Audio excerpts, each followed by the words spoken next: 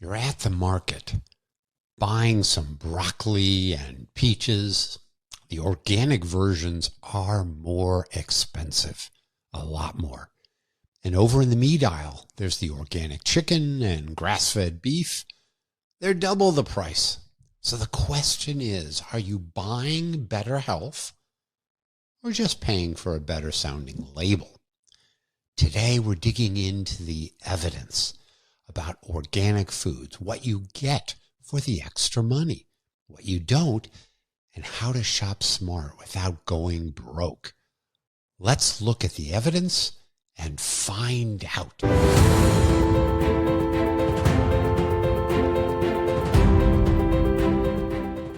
Welcome, my dear listeners, to episode 47. Do organics really make you healthier or just poorer? Everywhere you hear you should eat organic fruits and vegetables, grass-fed meat, free-range chicken, and wild-caught fish. Sounds good. Who wants to eat pesticides or other chemicals? But listeners tell me, when they buy what they're supposed to, the already expensive market bill skyrockets. So fact number one, the cost of organic foods are much higher. But what about the benefits? So you pay more for organic, but do you get more health? And most importantly, is the potential improvement in health worth that added cost? Well, what if you bought conventional, not organic, and used the saved money for a gym membership or a heart rate monitor or a better mattress to sleep well, or lowered the thermostat to get better sleep? Or you just bought more conventional fruits and vegetables? What would be better? What should you do? What does the evidence say? Now, I'm going to share with you, as I always do, what we know today, what the evidence shows us today. This could, of course, change in the future like anything else I talk about. And my focus for today is on health of ourselves. I'm not looking at environmental impact. I'm not looking at kindness towards animals. I'm specifically looking at the health of us and whether the costs of organics lead to the benefits that would justify that. Well, of course, we got to start with at least a common definition of what are organic fruits and vegetables. They are fruits and vegetables that are grown without synthetic fertilizers and without most pesticides. But organics can use pesticides, sort of natural pesticides. Well, natural sounds like it must be safe. Well, sometimes that's the case, sometimes it's not. There are some organic allowed pesticides that can be problematic. So organic does not necessarily mean safe. It just means how the fruits and vegetables were grown. And it's quite regulated. The USDA has a sticker that you're allowed to put on to say certified organic, and it's quite rigorous to get there. So if the costs were the same between organic and non-organic, it would be a no-brainer. We would say, oh, let's have the organic because, sure, less pesticides would seem to be better, but the costs aren't the same. So in part one, let's dive into what the costs really are. And you can go to the market. You can test out what I'm about to tell you for yourself. So the USDA, which is the body of the government that focuses on this type of thing, say that Americans spend about $1 trillion on food at home, not going out to restaurants or anything, just food we buy for ourselves at home. That amounts to about $3,100 per person. So for a family of four, food you buy at the market is about $1,000 a month, could be $1,600 a month. It could be more, could be less, depending upon what you actually buy. And the group Lending Tree did some analysis, and they found that 50% more if you buy organic. So whatever you're spending a month on food that's not organic, you would spend about 50% more. That's a lot of money, especially when you're spending already, say, $1,000 a month. It could be $500, $600 a month more if you go down that route. And it turns out about 15% of all fruits and vegetables are organic today. So that's the big picture, sort of 50% more in cost. Of course, I had to do my local H-E-B market field trip, just like in my bacon episode where I read labels for you. So I went and looked at conventional fruits and vegetables and other things and the prices. So if you want to buy Fuji apples, that turns out to be my favorite. I like the crisp. I like the sweetness. So sure, I go for the Fujis. If you buy the conventional, it was $1.42 a pound. However, if you bought the organic, it was $2.70 a pound. Brussels sprouts were about 30% more expensive. So $5 for conventional, $8 for organic. All-purpose flour, $3 versus $6. So double the price for the all-purpose flour. Okay, so then I went to the meat aisle. Got to look at those too. Ground beef, $6 for conventional, about $9 for organic. Ribeye steak, $23 for conventional, $29 for organic. And chicken was about $5 a pound versus $9 a pound. Then when I went to the seafood counter, wild caught versus farm raised, farm-raised salmon was $8 a pound, and the wild-caught was about $17. So the costs are real to buy organic. Thousands and thousands of dollars more. Perhaps $3,000 to $6,000 or more if you go the route of organic and wild-caught and grass-fed. So that's real dollars.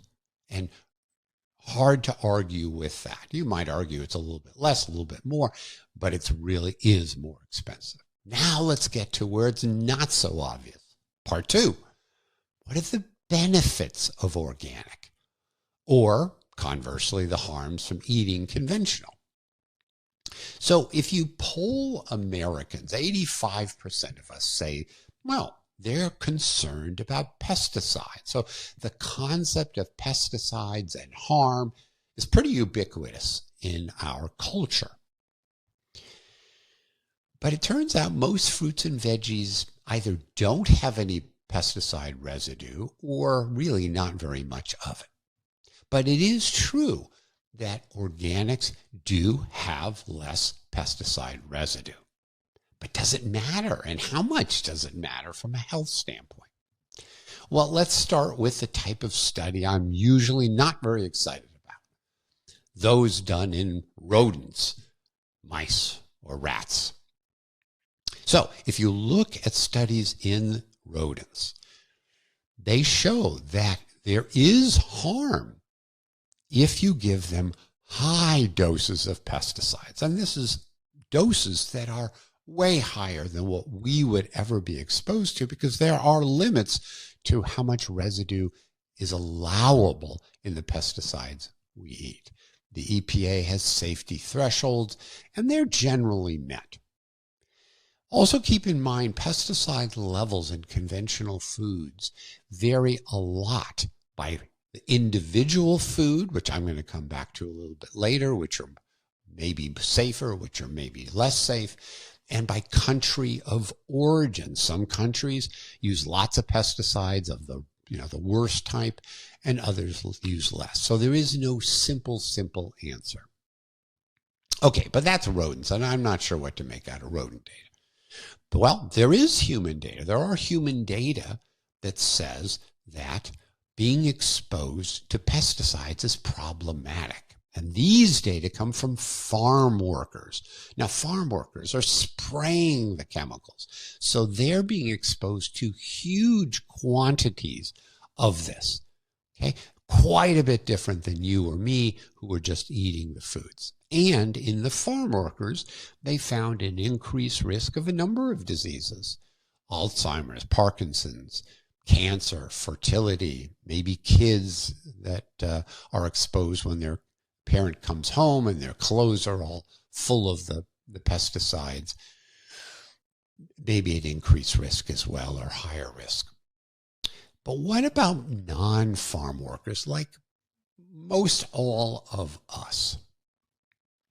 Well, the studies are not perfect, but let me share with you what I came across. There's multiple meta-analyses. And remember, a meta-analysis is taking a whole group of studies, combining them analytically, and trying to come up with a richer answer than any one study might suggest. So there's a 2023 meta-analysis. I'll have the link for you, as always, and the other interesting links in the show notes. And in this study, there were 50 individual publications in it. So 23 were observational, 27 were interventional, sort of like a clinical trial. Okay, the first thing that they talked about were biomarkers, or blood tests. So you measure the blood of people and you do something with what they're eating, organic versus non-organic. And so they took people that were typically not eating organic, and in some cases it was tomatoes, other cases it was apples, and they switched out what they were eating. So they might have been eating conventional and they gave them organic. And after a period of time, what they found is that in blood samples, the organic eaters had lower levels of pesticides in their blood. They had higher levels of phenolics. These are chemicals that are in fruits and vegetables. These are, the good, what are felt to be the good parts of the fruits and vegetables. They looked at total antioxidants. We hear a lot about antioxidants. Well, the data there was inconsistent. So in the blood, for those who eat organic, or at least in these studies, there were lower levels of pesticides. They also found in a lot of these studies, this was the observational studies, that people's BMI, their weight was lower when they ate organic. Now, you might say, well, how does eating organic make you lose weight? Probably doesn't have anything to do with the organic food per se. It's that people who are interested in eating organic foods are interested in their health. They probably ate more healthy in general. Their lifestyle may have been more healthy in general. Well, when we turn to the data on allergies or reproductive function, sperm count, those kinds of things, the data are really conflicting. There's no clear answer that organics are safer. Now, let's get to the one area that folks tend to focus on with organics versus not and pesticides, and that is cancer. Now, I should point out, there are no intervention studies. They don't randomize people to either eat conventional versus organic. You might argue that could be unethical. So this is all based on observational studies, meaning you ask what people eat and you follow them in time and you say, well, I wonder who was healthier, those that ate organic or those that didn't. So here's a typical study that was in this meta-analysis, and that is an observational one. And they found overall there was no difference in cancer rates, cancer recurrence, whether you ate organic or not. They looked at 15 cancer types. One showed a worse impact for those that ate conventional, 14 showed no impact, and in one cancer there was even a suggestion that eating conventional had less cancers. So it's kind of a wash from this study. Well, there was a second study that was interesting, and that was one where they had 68,000 people, and they gave them questionnaires. And these questionnaires asked about what they ate. and there were 16 products. Did you never eat that? Did you occasionally eat that? Did you eat it most of the time? What did they find? They found that in people who had higher organic food intake, they appeared to have lower cancer rates. So they compared the people who ate the most organic to the least organic. And what they found was there was a 1.3% incidence of cancer. So the number of people who got cancer during the observation period versus 1.9% in the people who ate conventional, or 0.6 fewer cancers if you ate organic. So let's put those numbers into perspective. If 1,000 people ate organic versus not, the organic people would have 6 fewer cases of cancer in that 1,000. Now, that might sound worrisome. Look here, Dr. Bobby, the organic eaters had fewer cancers. But who are the people who eat organic? These are people who care about their health. So organic eaters tend to be more likely to be vegetarian, eat less meat, less likely to smoke. They tend to be younger and thinner. And perhaps they exercise more. Perhaps they slept more. You can't just say that organic people, eaters, are the exact same as the people who eat conventional. Clearly they're different because they bought the organic. They might have had more money. Money correlates with health. So yes, there might be a slight increase in this one study. What caused it? Was it the organic food versus not, or was it something else? Okay, what's my reading of the data? My reading of the data, there is no compelling, reproducible, clear health issue by eating conventional fruits and vegetables. That's my take. Could there be slight differences? Absolutely. Could we learn new data in the years to come? Absolutely. Okay, the all-important part 3. What does this all mean? Because we need to balance the real evidence on the cost differences and the possible concerns about the benefits issue. Okay, like I did with the alcohol study, where there was conflicting data on cancer, I went through a scenario where we said, well, let's believe that the studies that showed a difference in cancer are real.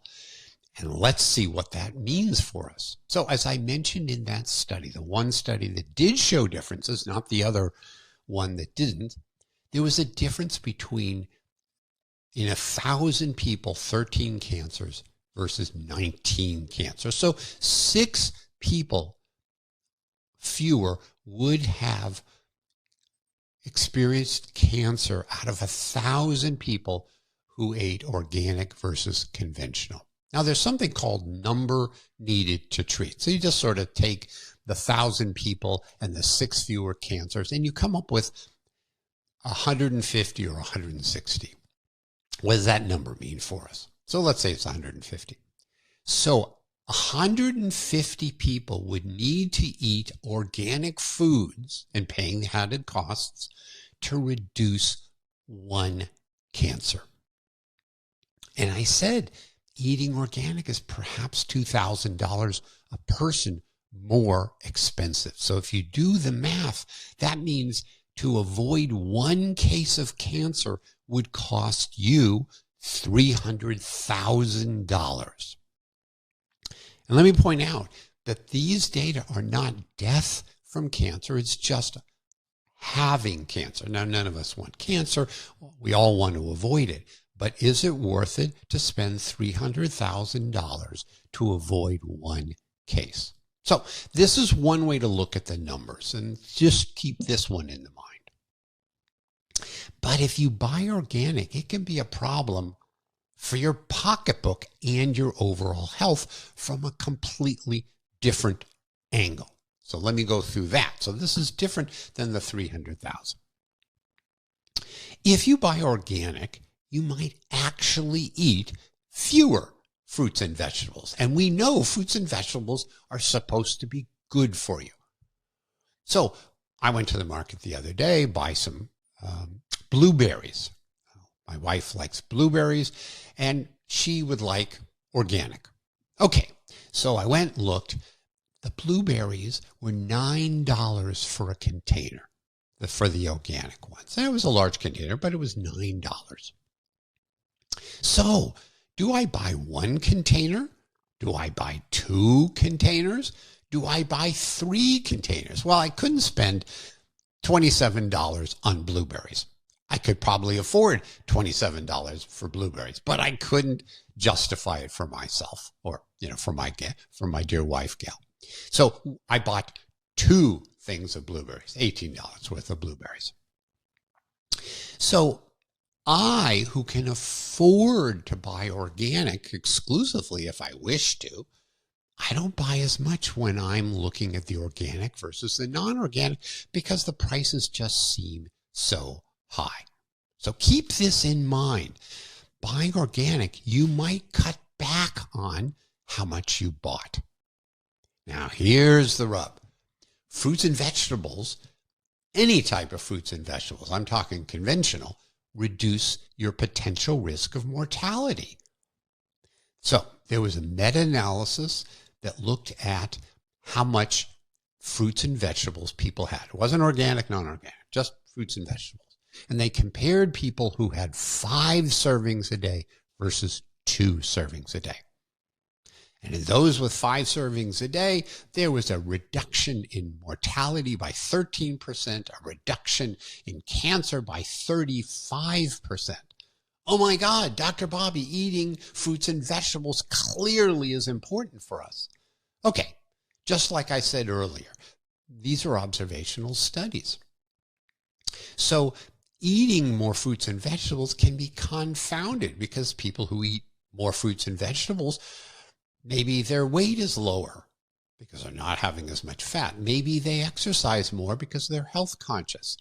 Now, the studies do try to adjust for that, but you can't really perfectly do that. So, what if we believe these data that eating more fruits and vegetables are good for you, and if you buy organic, you might buy less, this potentially leads us to a problem. And we're just going to dive into that problem now.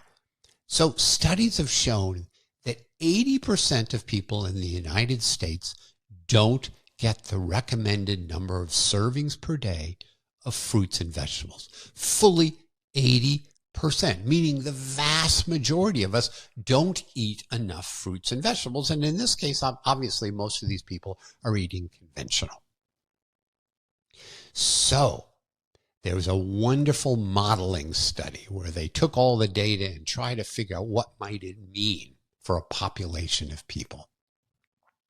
And they posited, what if half of all Americans ate one more fruit and vegetable a day? Because again, 80% of us aren't getting it.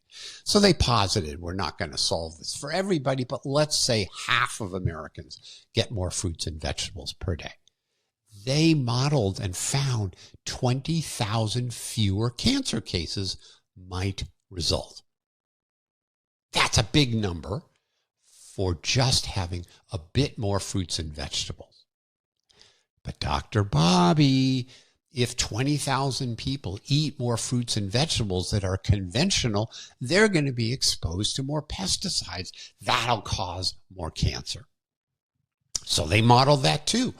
And if half of the United States ate more fruits and vegetables, they found maybe 10 more people might get cancer.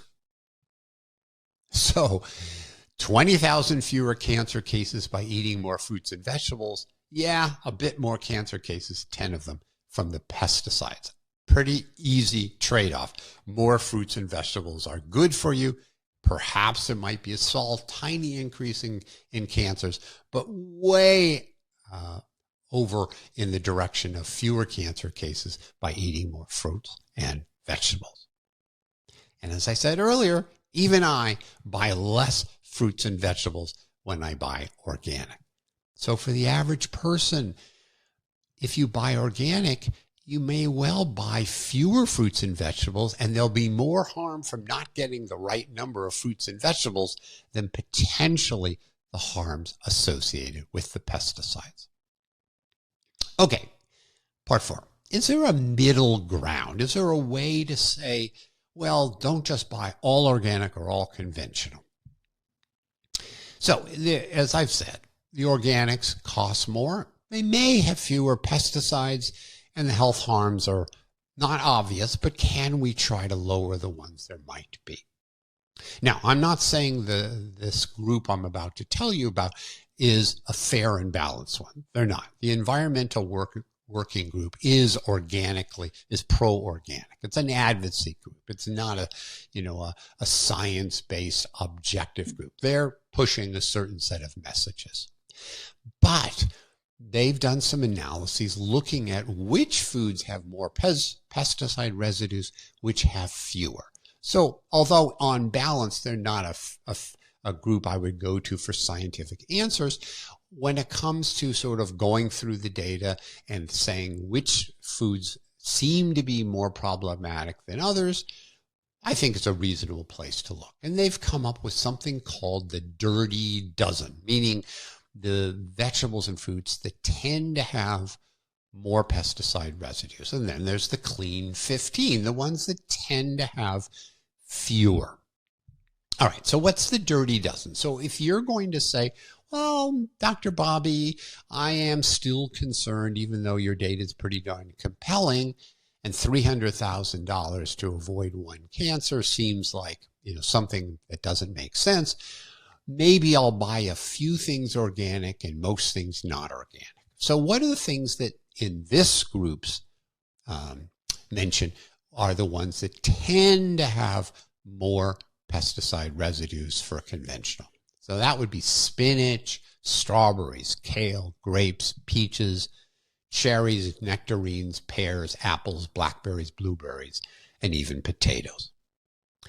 Then there's the clean 15. Now, the clean 15 typically have a peel or a shell or something that might keep the sprayed on pesticides out. So like pineapple, corn, avocados, onions, bananas, things like that tend to have a peel where you can take it out of the peel, and in their analysis, they tend to have fewer chances for having pesticide residue. And of course, you can wash them and wash off at least some of the pesticide residue. It doesn't eliminate them, but it might help. So if you want to take a middle ground and eat some organic, some not organic, this would be a set of lists that you might find helpful. Okay, let's wrap up. Looking at the data, pesticide residues are higher in conventional foods, but the health impact of that somewhat higher residue isn't so clear. Now, if the prices were the same, sure, let's all buy organic. They may be more blemished.